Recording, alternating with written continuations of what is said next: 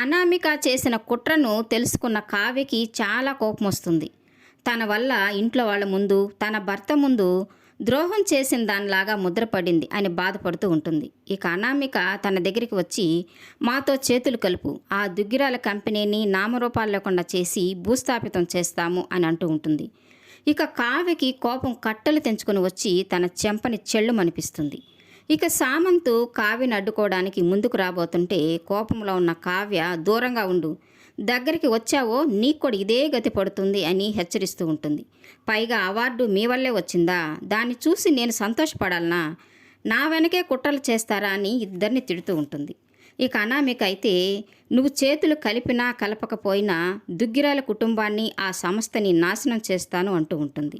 ఇక కావ్య, నేను ఉండగా నువ్వు ఆ ఇంటి ముందు గడ్డిపోచను కూడా పీకలేవు, ఏదైనా చెయ్యాలని ప్రయత్నించావో నిన్ను నామరూపాలు లేకుండా చేస్తాను, కాపురం కూల్చుకొని ఇంట్లో నుంచి నువ్వు గెంటేయబడ్డావు, నా వ్యక్తిత్వాన్ని నిలుపుకోవడానికి నేను బయటికి వచ్చాను, నీకు నాకు చాలా తేడా ఉంది, నీలాగా అత్తవారింటి మీద పగ పెంచుకోలేదు, అది నా కుటుంబం, నా జోలికి వచ్చినా నా అత్తవారింటి జోలికి వచ్చినా ఊరుకొనేదే లేదు, అడ్డుగా నేను ఉంటాను అని అనామిక సామంత్కి వార్నింగ్ ఇస్తూ ఉంటుంది కావ్య. ఇక కావ్య ఉగ్రరూపం చూసి అనామిక సామంత్ నోట మాట రాక షాక్ కొట్టినట్టుగా చూస్తూ ఉంటారు.